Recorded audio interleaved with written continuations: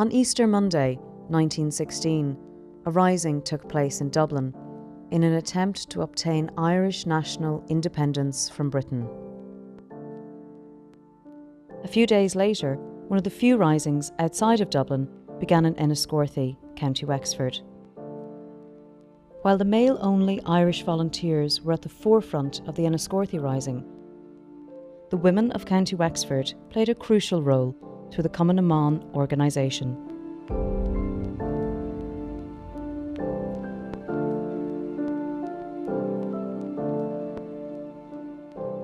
Cumann was established in Dublin in April 1914. It was open, membership was open to women of Irish birth or descent. In Enniscorthy it began in June, and I think the reason it was so successful, it took off so well from the first night, was that they had Jenny Wise Power came down, who would have been a big in the new crave in Dublin, the Ard crave, and she came down, and there was great publicity, and the volunteers were only 6 months old or just 7 months old, and it was just exciting that now there was something that women could do. It's very obvious that the Irish Volunteers, the Irish Republican Brotherhood, Na Fianna Éireann are all very much male orientated groups, and their role is to fight and to secure Irish independence. So I presume the women were very eager to play an active part as well, and we note that the Cumann women, when they were set up in 1914, their role was to invite any woman of Irish nationality or Irish birth to become involved for the cause of Irish independence. So very clear stated goals, and an opportunity for the women then to become involved where their fathers, their husbands, their sons, their brothers were already active members. It was very important to them that they were seen in their own right. And the volunteers respected that. It's like in the proclamation, it's for Irish men and Irish women. I mean, that was unheard of in 1916. You know, you're certainly not equal, you can't vote. And that's where the suffragette, they reckon Countess Markievicz and Maud Gonne, these were the first suffragettes in Ireland, you know, and that it did kind of seep over from England. There were entire families, particularly in the Enniscorthy area, who were involved in the struggle for national independence, and none more so than the Moran family. And Moira Moran, in her witness statement, mentions the involvement of her entire family. Her three sisters, Sheila, Biddy and Kathleen, were active Cumann members during the Easter Rising in Enniscorthy. Her father and mother also instilled in them a sense of Irishness and were quite nationalist.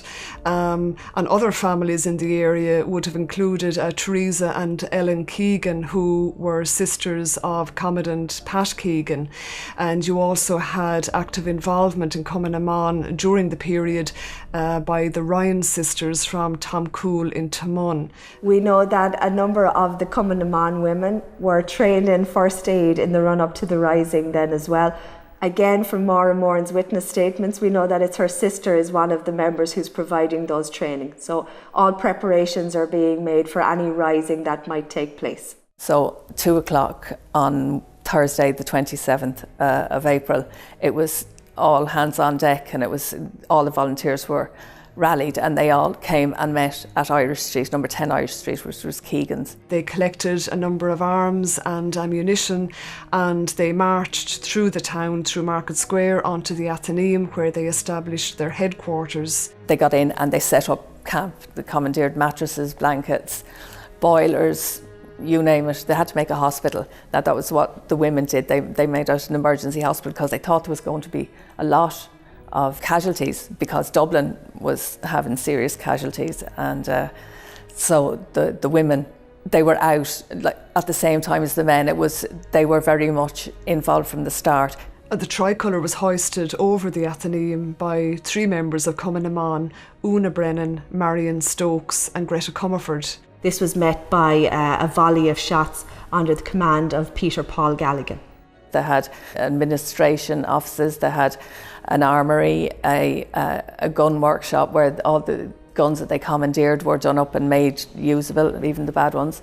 And they had the dormitories, which were out the dressing rooms. So there's also a skating rink over there, and that's where they kept all the kettles boiling for the women, because they had to wash the men's feet. That was one of their jobs when they were out working all day and changing their socks. And they thereafter established a hospital in the Athenaeum and also a canteen. And these were under the command of Mary White, who was president of Cumann at the time. Greta Comerford was in charge of the kitchen duties, and both Mary White and Una Brennan were in charge of the hospital. Interestingly enough, that's correlated in the oral records that we've recorded, part of Wexford County Council's oral history project for 1916.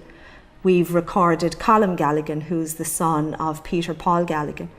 He suggests that there might have been 50 women in the Athenaeum at the time, and he's very forceful and stresses again the role that the women have played in the rising in Enniscorthy in 1916, and is quite emphatic that they shouldn't be forgotten about in the rising. They're the ladies that feed the men. They're also the ladies who secure the provisions. They go into the shops and they get whatever provisions that they need to feed the men that come in. But everybody got paid. The women went around and everybody got a receipt. If you gave me a dozen pints of milk, I would give you a receipt for that. And then they had said, if we don't pay you back, if the volunteers don't pay you back, the British will. And they did. Everybody did get paid. Well, of the Cumann members who were in the Athenaeum during Easter week, Maura Moran was charged with delivering dispatches, which she did around the county. Other Cumann members came down from Dublin to deliver orders to Seamus Doyle and to other volunteer members as well. And a lot of these women, you have to remember at the time as well, were risking life and limb to an extent. And I suppose because most of the volunteers would have been under surveillance at the time, having a woman carrying a dispatch was seen, would probably have been overlooked by the military at the time, the British Army and the RIC. The women from Enniscorthy going up and down to Wexford, they were bringing arms, they were bringing ammunition and messages, dispatches between Sean Sinnott in Wexford and, say, Robert Brennan here.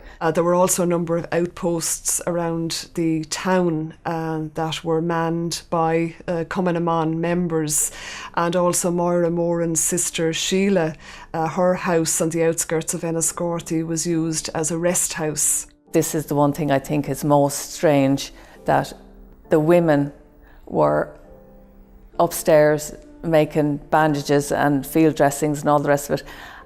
And then in the evening, they were paring down bullets, to make the injuries. We see from the witness statements that the ladies are the women that provide support to the families of the men that are interred in Frangach. So their role in the rising doesn't end after those fateful days at Easter 1916, but continues on in the months afterwards as they support the families who've been left without a breadwinner.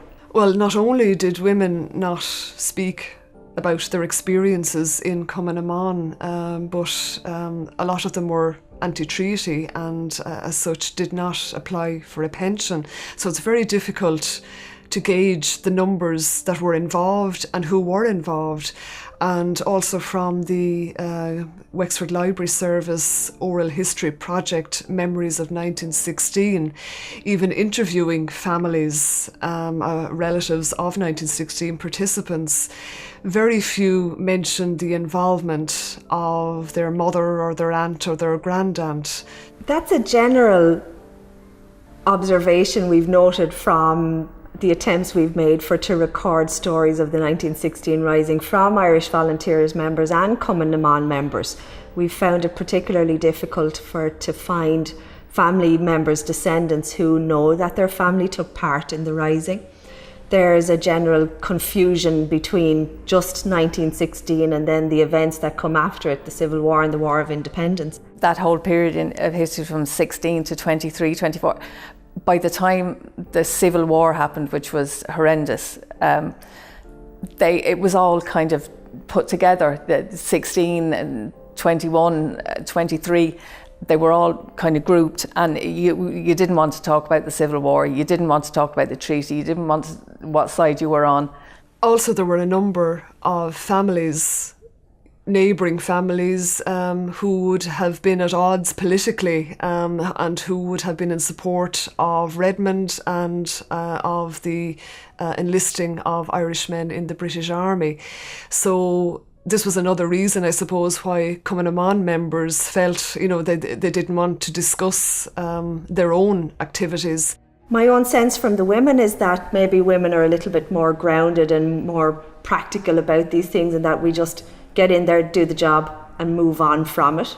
And maybe there's a sense that, sure, we really didn't do a huge amount, even though the work that they have done and the part that they have played is as important.